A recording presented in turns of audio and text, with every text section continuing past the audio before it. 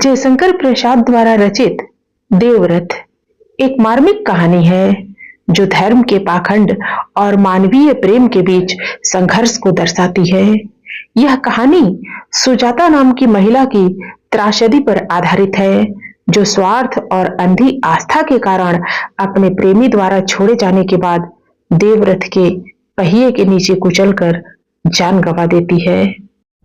नमस्कार बंधुओं, आप सुन रहे हैं जयशंकर प्रसाद की कहानी देवव्रत। आप इस कहानी को कहां से सुन रहे हैं, हमें कमेंट करके अवश्य बताना।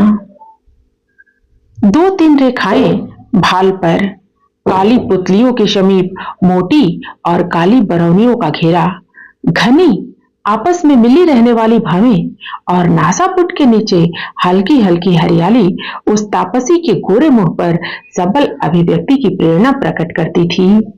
यौवन कसाई से कहीं छिप सकता है। संसार को दुखपूर्ण समझकर ही तो वह संघ की शरण में आई थी। उसके आशापूर्ण हृदय पर कितनी ही ठोकरें लगी थी, तब भी यौवन ने साथ न छोड़ा। भिक्षुकी बनकर भी वह शांति न पा सकी थी। आज वह अत्यंत अधीर थी। चैत की अमावस्या का प्रभात था।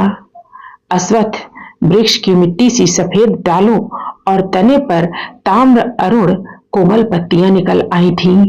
उन पर प्रभात की किरणें पड़कर लोटपोट हो जाती थी। इतनी स्निग्ध सैया उसे कहाँ मिली थी? सुजाता सोच रही थी, आज अमावस्या है। अमावस्या तो उसके हृदय में सवेरे से ही अंधकार भर रही थी। दिन का आलोक उसके लिए नहीं के बराबर था। वह अपने विश्रृंखल विचारों को छोड़कर कहाँ भाग जाए?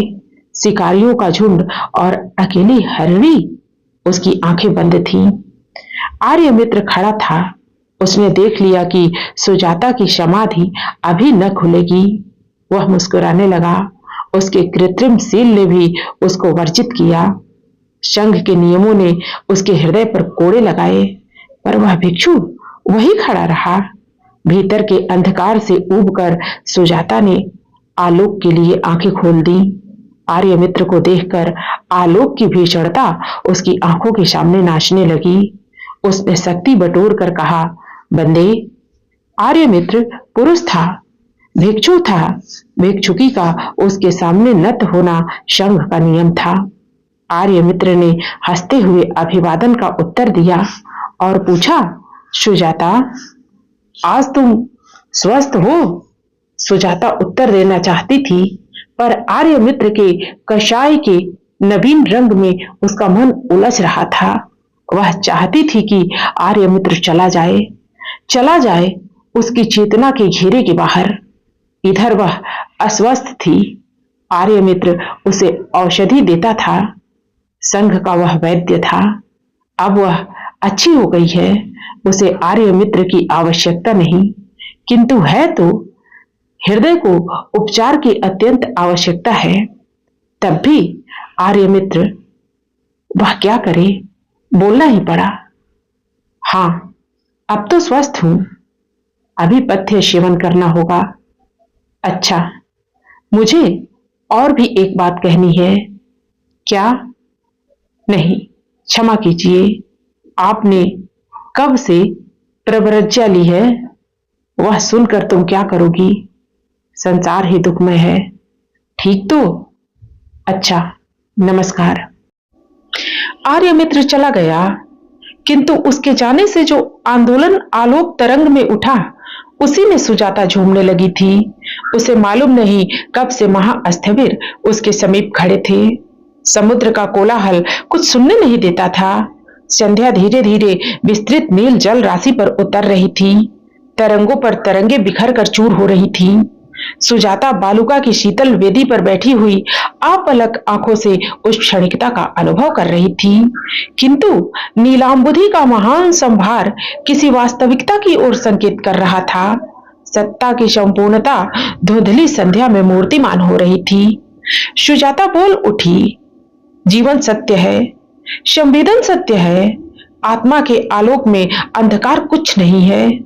सुजाता, यह क्या कह रही हो? पीछे से आर्यमित्र ने कहा।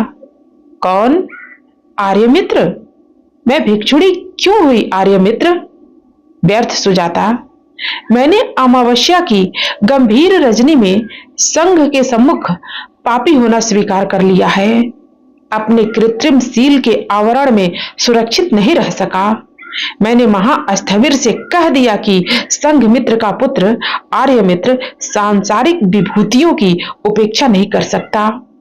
कई पुरुषों की संचित महाऔषधियां कलिंग के राजवैद्य पद का सम्मान सहज में छोड़ा नहीं जा सकता। मैं केवल सुजाता के लिए ही भिक्षु बना था। उसी का पता लगाने के लिए मैं इस नील विहार में आया था। वह मेरी वाग्दत्ता भावी पत्नी है। किंतु आर्यमित्र, तुमने विलंब किया। मैं तुम्हारी पत्नी न हो सकूंगी। सुजाता ने बीच ही में रोककर कहा। क्यों सुजाता? यह काशाय क्या श्रृंखला है? फेंक दो इसे। वाराणसी के स्वर खचित वसन ही तुम्हारे परिधान के लिए उपयुक्त है। रत्नमाला, मणि कंकड़ और हेम कांची तुम्हारी कमल कोमल अंगलता को सजावेंगी। तुम राजरानी बनोगी। किंतु किंतु क्या सुजाता? मेरा हृदय फटा जाता है। बोलो। मैं संघ का बंधन तोड़ चुका हूं और तुम भी तो आत्मा की क्षणिकता में विश्वास नहीं करती हो। किंतु आर्यमित्र, मैं वह अमूल्य उपहार जो स्त्रियां कुल वधुएं अपने पति के चरणों में समर्पण करती हैं, कहां से लाऊंगी? वह वरमाला जिसमें दूर्वा सदृश कौमार्य हरा भरा रहता हो, जिसमें मधु कुसुम सा हृदय रस भरा हो, कैसे कहां से तुम्हें पहना सकूंगी? क्यों सुजाता, उसमें कौन सी बाधा है? कहते कहते आर्यमित्र का स्वर कुछ तीक्ष्ण हो गया। वह अंगूठे से बालू को बिखेरने लगा। उसे सुनकर तुम क्या करोगे? जाओ, राज सुख भोगो। मुझे जन्म की दुखिया के पीछे अपना आनंदपूर्ण भविष्य संसार नष्ट न करो। आर्यमित्र, जब तुमने संघ का बंधन भी तोड़ दिया है, तब मुझ पामरी के मोह का बंधन भी तोड़ डालो। सुजाता के वक्ष में श्वास भर रहा था। आर्यमित्र ने निर्जन समुद्र तट के उस मलिन सायंकाल में सुजाता का हाथ पकड़कर तीव्र स्वर में पूछा, सुजाता, स्पष्ट कहो, क्या तुम मुझसे प्रेम नहीं करती हो? करती हूं आर्यमित्र, इसी का दुख है। नहीं तो भैरवी के लिए किस उपयोग की कमी है? आर्यमित्र ने चौंक कर सुजाता का हाथ छोड़ते हुए कहा। क्या कहा? भैरवी? हां आर्यमित्र, मैं भैरवी हूं। मेरी आगे वह कुछ न कह सकी। आंखों से जल बिंदु ढुलक रहे थे, जिसमें वेदना के समुद्र उर्मिल हो रहे थे। आर्यमित्र अधीर होकर सोचने लगा। पारिवारिक पवित्र बंधनों को तोड़कर जिस मुक्ति की निर्माण की आशा में जनता दौड़ रही है, क्या उस धर्म की यही सीमा है? यह अंधेर गृहस्थों का सुख न देख सकने वालों का यह निर्मम दंड समाज कब तक भोगेगा? सहसा प्रकृतिस्थ होकर उसने कहा, सुजाता, मेरा सिर घूम रहा है जैसे देवरथ का चक्र, परंतु मैं तुमको अब भी पत्नी रूप में ग्रहण करूंगा। सुजाता, चलो। किंतु मैं तो तुम्हें पति रूप में ग्रहण न कर सकूंगी। अपनी सारी लांछना तुम्हारे साथ बांटकर जीवन संगिनी बनने का दुस्साहस मैं न कर सकूंगी। आर्यमित्र, मुझे क्षमा करो। मेरी वेदना रजनी से भी काली है और दुख समुद्र से भी विस्तृत है। स्मरण है, इसी महोदधि के तट पर बैठकर शिकता में हम लोग अपना नाम साथ ही साथ लिखते थे। चीर रोदनकारी निष्ठुर समुद्र अपनी लहरों की उंगली से उसे मिटा देता था। मिट जाने दो हृदय की सिकता से प्रेम का नाम। आर्यमित्र, इस रजनी के अंधकार में उसे विलीन हो जाने दो। सुजाता, सहसा एक कठोर स्वर सुनाई पड़ा। दोनों ने घूमकर देखा। अंधकार सी भीषण मूर्ति संघ अस्थविर। उसके जीवन में परमाणु बिखर रहे थे। निशा की कालिमा में सुजाता सिर झुकाए हुए बैठी देव प्रतिमा की रथ यात्रा का समारोह देख रही थी। किंतु दौड़कर छिप जाने वाले मूक दृश्य के समान वह किसी को समझ ना पाती थी। अस्थविर ने उसके सामने आकर कहा, सुजाता, तुमने प्रायश्चित किया? किसके पाप का प्रायश्चित? तुम्हारे या अपने? तीव्र स्वर में सुजाता ने कहा। अपने और आर्यमित्र के पापों का सुजाता। तुमने अविश्वासी हृदय से धर्मद्रोह किया है। धर्मद्रोह? आश्चर्य! तुम्हारा शरीर देवता को समर्पित था सुजाता। तुमने बीच में ही उसे रोककर तीव्र स्वर में सुजाता ने कहा, चुप रहो असत्यवादी, वज्रयानी नरपिशाच। एक क्षण में इस भीषण मनुष्य की कृत्रिम शांति विलीन हो गई। उसने दांत किटकिटाकर कहा, मृत्युदंड। सुजाता ने उसकी ओर देखते हुए कहा, कठोर से भी कठोर मृत्युदंड मेरे लिए कोमल है। मेरे लिए इस स्नेहमयी धरणी पर बचा ही क्या है अस्थविर? तुम्हारा धर्म शासन घरों को चूर चूर करके विहारों की सृष्टि करता है, कुचक्र में जीवन को फंसाता है। पवित्र गृहस्थ बंधनों को तोड़कर तुम लोग भी अपनी वासना तृप्ति के अनुकूल ही तो एक नया घर बनाते हो, जिसका नाम बदल देते हो। तुम्हारी तृष्णा तो साधारण सरल गृहस्थों से भी तीव्र है, शुद्र है और निम्न कोटि की है। किंतु सुजाता, तुमको मरना होगा। तो मरोगे अस्थविर, किंतु तुम्हारा यह काल्पनिक आडंबरपूर्ण धर्म भी मरेगा। मनुष्यता का नाश करके कोई धर्म खड़ा नहीं रह सकता। कल ही, हां, कल प्रभात में तुम देखोगे कि सुजाता कैसे मरती है। सुजाता मंदिर के विशाल स्तंभ से टिकी हुई रात्रि व्यापी उत्सव को स्थिर दृष्टि से देखती रही। एक बार उसने धीरे से पूछा, देवता, यह उत्सव क्यों? क्या जीवन की यंत्रणाओं से तुम्हारी पूजा का उपकरण संग्रह किया जाता है? प्रतिमा ने कोई उत्तर नहीं दिया।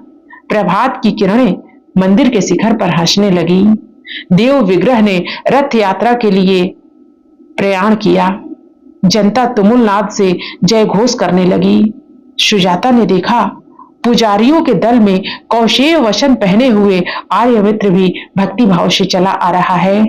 उसकी इच्छा हुई कि आर्यमित्र को बुलाकर कहे कि वह चलने को प्रस्तुत है।